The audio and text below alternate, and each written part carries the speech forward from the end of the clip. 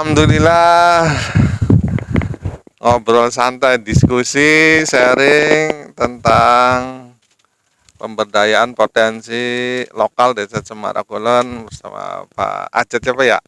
Kesung sangat bisa tekan Cemara Kulon gitu Pak. Lanjut Pak, obrolan santai Pak. Iya, jadi ini kebetulan nuansa alamnya juga semilir anginnya bikin sejuk. Iya. Ini Mudah-mudahan pakunya sejuk juga hati ya. pinter nih bahwa saya di tempat yang asri gitu. Ini suasana cukup ini bikin paku fresh gitu ya. Kebetulan desa Cemara Kulon ini memiliki potensi yang menurut saya secara kawasan ini cukup eksotis gitu ya. Sangat eksotis gitu di tepi pantai, punya pantai juga, tapi juga punya sungai yang menurut saya bagus sekali nih ininya gitu ya. Juga Pak. Ada mangrove-nya juga gitu. Jadi secara landscape sebenarnya Desa Cemara Kulon punya potensi alam yang cukup bagus dengan nuansa pesisirnya gitu ya. Dan menurut saya ini salah satu potensi kawasan untuk bisa dikembangkan menjadi kawasan wisata. Tepatnya misalkan kita sering sebut dengan desa wisata. Atau sekarang ini sedang digalakan di Provinsi Jawa Barat itu apa yang disebut ini Pak Kuwu, One Village One Destination gitu. Satu desa satu tujuan wisata gitu. Jadi saya kira dengan adanya potensi ini diskusi saja dengan Pak Kuwu, sekiranya nanti ini satu kesempatan sebenarnya. Terlebih juga dengan visi misinya maksud saya Bupati Indramayu. Kalau tidak salah di 99 prioritas program beliau itu, program Bupati Indramayu itu ada di poin 28 kalau tidak salah soal desa wisata. Jadi ini secara kebijakan sebenarnya linier ya. Dari desa, kemudian provinsi, di pusat juga memang sedang gencar untuk pengembangan desa wisata. Jadi menurut saya ini baik gitu ya kalau sekiranya Pak Kuwu punya mimpi, punya cita-cita untuk mengembangkan desa wisata di Cemara Kulon ini. Menarik. Nah, terus terkait dengan landscape-nya. Jadi kita memang cenderung orientasi pembangunan kita itu di darat gitu. Sehingga kawasan-kawasan pesisir atau sungai seringkali dijadikan pusat pembuangan limbah, mulai dari sampah, kemudian kotoran dari air limbah dari rumah tangga dan seterusnya ya, industri termasuk. Nah, saya kira ini bisa dengan pendekatan yang baru itu yang disebut dengan konsep waterfront city. Jadi kawasan pesisir atau sungai ini sebagai kekuatan, sebagai wajahnya desa atau kota begitu Pak Kuwu. Nah, nanti bagaimana dengan potensi ini, artinya kalau kita bisa merubah gitu kawasan ini menjadi lebih baik ya dengan potensi sungainya, sebenarnya sangat layak untuk dijadikan destinasi wisata gitu. Sangat layak kalau menurut saya yang lihat hamparan mangrove-nya, kemudian bentangan sungainya juga bersih gitu, belum terkontaminasi dengan sampah gitu. Jadi menarik kalau menurut saya Pak Kuwu itu untuk dikembangkan dengan tadi konsep waterfront city ya, desa wisata dengan tema pesisirnya ini begitu. Jadi ini potensi bagus gitu, bisa dikembangkan. Nah, kemudian kenapa pendekatannya desa wisata? Jadi katanya wisata itu adalah lokomotif ekonomi. Banyak nanti setelah dijadikan kawasan wisata ini sektor-sektor yang bisa bergerak, mulai dari kulinernya, industri kreatifnya gitu kan. Nah, industri kreatif itu banyak, fotografi ya kan, kemudian merchandise, cenderamata dan lain-lain gitu. Bisa ini nanti di sini bisa tumbuh UMKM yang kita bisa menyerap tenaga kerja banyak, meningkatkan pendapatan ekonomi masyarakat ya kan. Terus kemudian artinya secara luas bisa menciptakan pusat pertumbuhan ekonomi baru gitu. Jadi mudah-mudahan ini desa Cemara Kulon menjadi pelopor, salah satu desa yang bisa memberikan sumbangsi besar terhadap pertumbuhan ekonomi daerah maupun desa.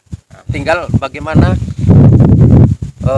potensi ini distrukturkan di dalam gagasan yang lebih rapi infrastruktur Pak Bu ya. Langkahnya mulai dari mana, kemudian itu. apa saja yang harus dikembangkan, kemudian apa saja aspek-aspek yang harus dipenuhi. Iya. Sehingga ini menjadi dalam, taruhlah kalau Pak Bu ini punya jabatan sampai berapa, 5 tahun, tahun pertama prioritasnya apa, kedua apa, sampai kelima, sehingga kita punya output yang jelas di akhir itu gitu, atau hasil yang jelas. Alhamdulillah Pak, tahun pertama ini saya menjabat sudah mengalokasikan melalui BUMDes ya, belum seberapa sih karena masih sifatnya penjajakan.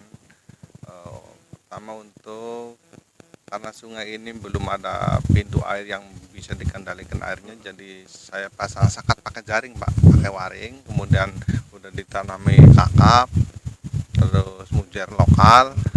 Harapannya bisa pertama memanfaatkan dari sisi sungainya dulu Pak. Iya. Kemudian setelah ada ini di bantaran juga sudah dipersiapkan penanaman ini waru laut, ketapangan sana apa itu tabe buya, dan insya Allah di musim hujan penanaman pohon yang berbuah itu yang cocok di sini seperti mangga, serikaya, sirsa, sawo Pak. Ini daripada tumbuh alang-alang itu gitu ya, belukar ya masih mending iya. Terus ada tanaman-tanaman ini ya yang terus dari sisi lingkungan ya, kalau kali ini sungai ini dibiarkan, yang terjadi tempat pembuangan sampah Pak, banyak pohon-pohon ya, limbah ya, akhirnya pengurusan tapi tidak ada manfaat yang dirasakan oleh masyarakat. Jadi mudah-mudahan ke depan lebih ditingkatkan, tapi tadi memang desain pakai ilmu lah gitu Pak.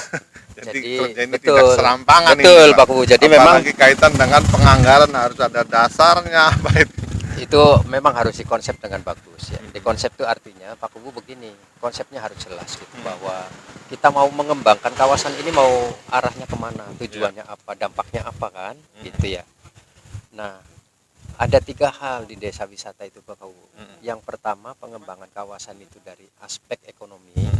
Jadi dengan pendekatan wisata ini berarti diharapkan bisa meningkatkan apa tadi, geliat ekonomi kawasan gitu. Karena apa, dikunjungi orang kan.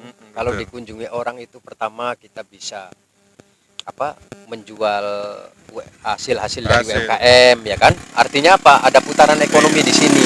Kalau sudah ada putaran ekonomi berarti menyerap tenaga kerja otomatis gitu kan. Menyerap tenaga kerja banyak gitu. Anak-anak muda di sini daripada urban ke kota besar, saya kira lebih baik bekerja di sini, mengembangkan desanya sendiri. Itu secara ekonomi.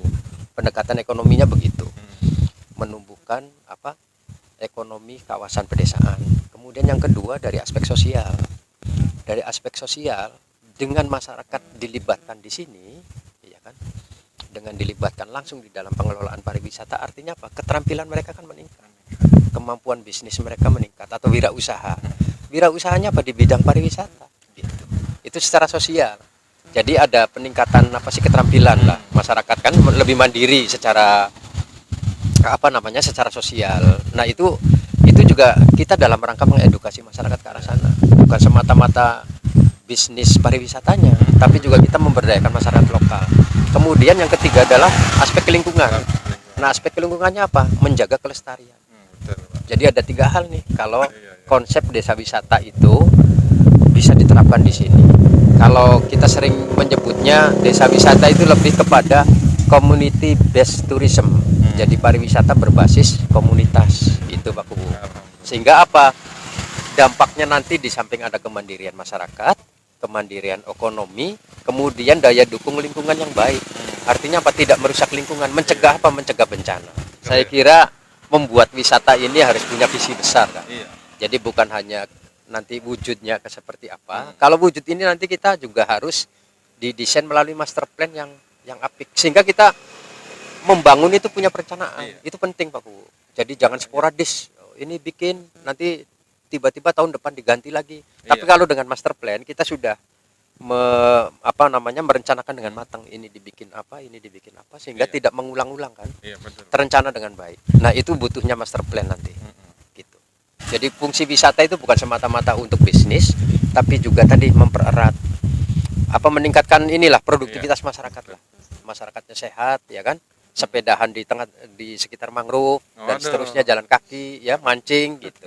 Saya kira itu. Iya. Dan saya yakin Tanduran ya, kembang-kembangan ya iya, Pak. dengan Terus hasil studi banding juga saya udah 2 kali main ke peternak lebah Pak.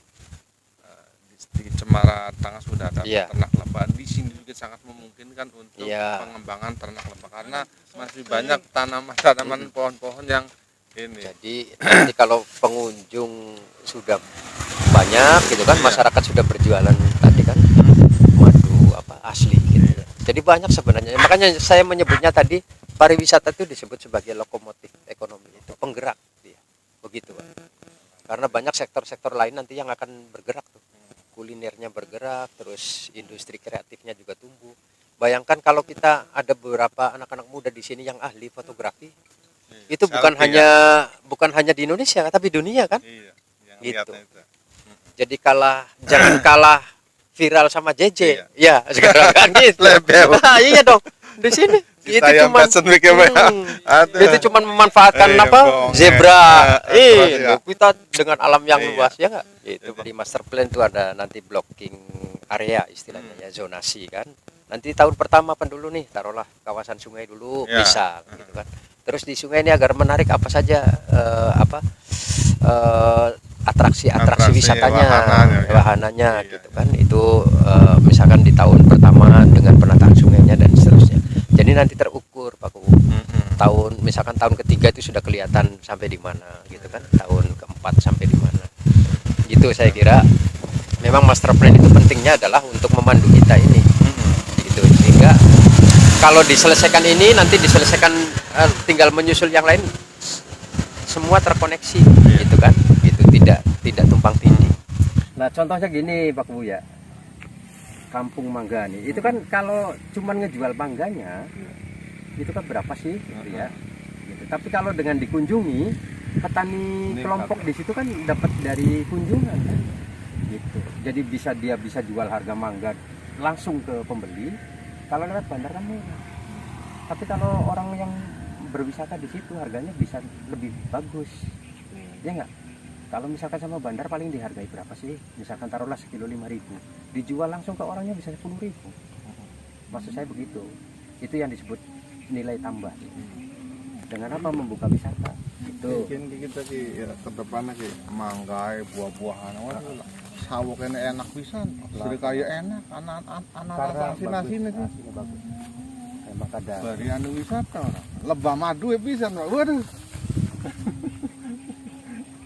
Minggu lagi ngumpulakan kembang-kembangan begini Pak. Kalau menurut saya menarik. Ini nanti yang sumpek-sumpek begini dibuka ya, 1 meter aja untuk jalan trek. Gitu. Biarin di atasnya ini, nggak usah diganggu. Ini terus nanti dikasih apalah ornamen-ornamen tuh. Hiasan ya. Hiasan dari kain, nanti dikasih jondol juga di tengahnya gitu kan. Orang mau ngobrol di situ. Nyantai. Mau main perahu bikin tambatannya kan, nggak usah dari beton, udah cukup dari bambu gitu. Dari bambu aja di trap ini bagus sudah, sungainya begini mah nggak ada Jadi sampah. orang kudu-kudu desain dia apa? Wah, orang kudu-kudu ya? Ya enggak usah, malah jelek nanti. Oh kan? Malah nggak bagus. Kali ngerancang, kudu desain dia. Enggak. Oh. Itu malah nggak bagus. Jadi Kalau anda desain- makan? Iya. Paling nanti sebagian ya ada taman. Oh iya. Gitu kan, dipotong lagi, biarin rimba-rimba begini tapi nanti dipangkasin gitu kan rapi. Rapi. Nanti seberapa jarak lagi ada taman lagi gitu. Taung ya. Iya taman, gitu kan. taung. Kayak gitu. Jadi nanti ada bangunan yang bambu misalkan di sini nih, menjorok ke sana sedikit. Ke sana tuh. Jadi nanti ipalnya pembuangan segala macamnya di sini, dibikin ipal di sana misalkan gitu. Gitu. Jadi nggak sekali nanti buang-buang kotorannya. Ini menjorok ke sana nih, orang sudah senang tuh nanti. Jadi si bangunan itu nanti anak-anaknya mau main perahu nih, ya kan, dijaga nanti kan, dikasih safety guard gitu. Ini naik ke rumah kan, ke sini kan, gitu. Dikasih tangga ini aja, tangga bambu. Gitu. Nanti konsepnya ngopi nih di perahu. Iya. Sayung mana, ngopi mana, Sayung, mana. gitu. Ngopi. Nanti kalau yang pakai dayung bisa, terus yang pakai motor yang ukuran kecil aja kan, jangan diesel gitu kan, untuk sekedar permainan. Nah, hindari memang permainan-permainan yang sifatnya makna gini, karena kita untuk memberdayakan orang lokal kan. Jadi misalkan begini, dia hanya bisa numpang perahu, tapi nanti pengembuninya dari sini. Berapa bayarnya misalkan gitu. Maksudnya begitu Pak. Siap. Jadi jangan pakai ini, udah memberdayakan orang sini gitu. Iya. Dia kan dapat pendapatan daripada ngebeca ke Cirebon kan.